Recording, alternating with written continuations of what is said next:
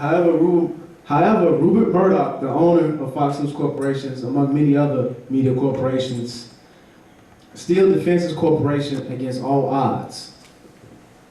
On April 2nd, 2008, Rupert Murdoch delivers a speech at Georgetown University that was published on their newspaper website, explore.georgetown.edu/news/.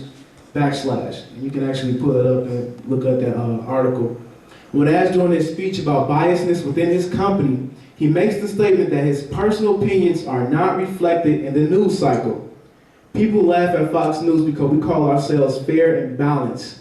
The fact is that CNN was always extremely liberal and never had a conservative Republican voice on it.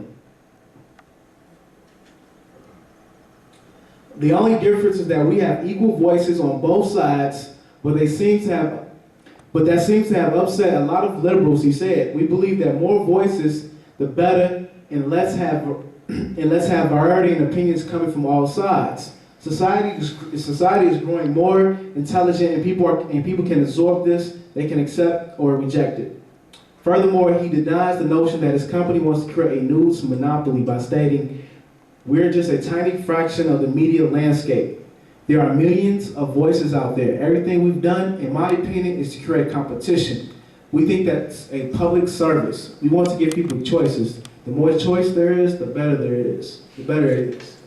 This man is a multi-millionaire and has more, when I mean multiple corporations, multiple media corporations, I mean really, at least, yeah, he's a billionaire. So. Don't even mention the CFR though, you know what I'm saying, which really is behind the whole media situation too, you know what I'm saying, that he's a member of the CFR. What's the CFR? Council of Foreign Relations. So it's like they got that whole thing right there that has a mandate on what actually should be put on all the major media competition that he's talking about. See, you see what I'm saying? So he's saying that they're making it better. Well, you can't make it better if everyone has the same agenda. There you go. There you go. Final words. Propaganda in the media is the most powerful weapon a human can possess and can be disastrous for an unconscious humanity. If people continue to believe in what they are seeing, hearing, and watching over the network, or in the words of the Spike Lee movie called Bamboozled, the idiot box, humanity will be a nation of people that lacks the ability to think outside of the box, with a twisted view of reality that will perpetuate from generation to generation.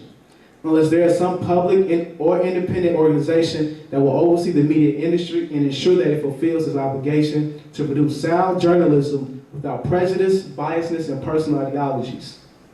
Next slide, please. Here in front of you are my references. Please, take note, jot them down. If you guys want to, holler at me later, I can give you some of my sources and, further investigate and do some research. You can hit that like this. So, the solutions to our social and economic issues, how to free ourselves. Types of law. All law or God's law. Natural law or the law of nature, gravity, all the stuff that governs us.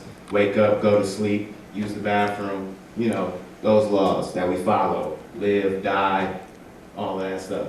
Then we got common law, which is the law of the land, which most people kind of look over as, well, that's old. We don't use that anymore. We're, so to speak, a civilized society now.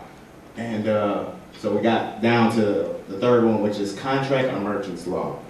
And that's the law that we use every day. And what my brother was talking about earlier, that this is all a corporation. So in corporations, we can only deal with contracts of merchant law. They cannot deal with common law or all law, which is God's law. Contracts. Language and words of art. So when we look at a contract, we always don't know exactly every word that's on the contract, so we just sign and say, you know what, I hope everything's gonna be all good with this contract. Anybody ever felt like that when they sign something? Like you just sign it just to get it over with? Your tax forms, your job application, anything. You just fill it out and you're just like, well, whatever. Well, that's the reason why we're here too, is read or die. So if we don't read these contracts and understand the language and the words of art that are being used in these contracts, then we can't defend ourselves against the contract. And the contract is the most important operating tool in society, seeing how nothing operates without contract. We need to understand exactly what those words of art are. Now, those words of art might be things like de facto law. Anyone ever heard of that? Or, proper personas, so jurists, things of that nature are really what have us, caught up in every day, where then you get down to your lawyer who has to translate the law for you that the Barrister Association came up with. So that's how the contract works in that sense, where you get a guy who doesn't know exactly every legal term about what's going on in his situation, so he needs a third party to come in and talk on his behalf. Now, what that puts you in as a minor status.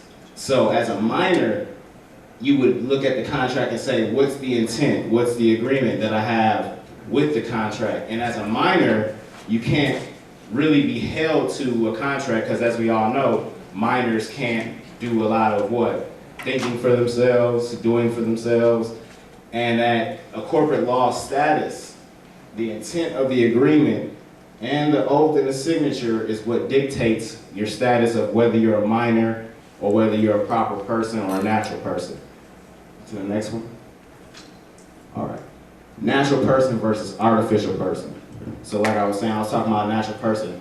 A natural person would be the indigenous name that I gave at the beginning. And an artificial person would be these names that we all have that show up in capital letters on everything we have in our mail. Anyone know about that? See it? Recognize it when you get your mail? All caps? All right, yeah, all your identification, everything. So we got capitis dominia mina, which also occurs when a man's family and relations alone were changed. So that is Anthony Kyle Sanders with the double colons behind it. That's about as safe as you can get without changing your name back to your natural indigenous name or sovereign name. Then we have capitis dominia media, which occurs when a man loses his rights of citizenship, but not his rights to liberty, which is just Anthony Kyle Sanders with the last name in all capital letters. And then we got capitis dominia maxima, which occurs when the conditions change from freedom to bondage.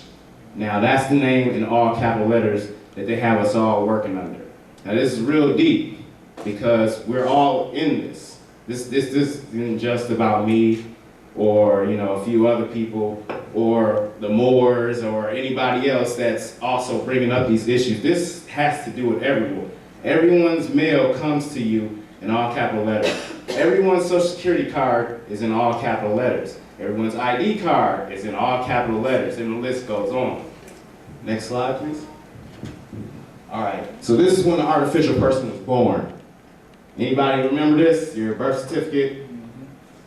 Unfortunately, you weren't, conscious to sign it and say that you didn't want one or that it wasn't going to be necessary as a natural person. But as an artificial person, which is part of the Cook County corporate ward state, I have a birth certificate, which was July 9, 1983, in whatever region I was born in. And this birth certificate has a bond attached to it. And that bond is worth anywhere from $100,000 to $600,000. They use this bond to pay us loans with. So we're really taking debt from ourselves, and that's what keeps this whole thing up, is that we're taking from ourselves to perpetuate debt. So next slide, please. All right, the Constitution and the Bill of Rights. These are our tools to help protect us against the debt, the taxation, harm of life or property. The Constitution, we all got that, elementary school, pretty much, maybe went back over it again, maybe in college if you were lucky or you actually was awake enough to be like, well, I want to learn this and find out what it's really about, And the debt situation, if you go through the Bill of Rights,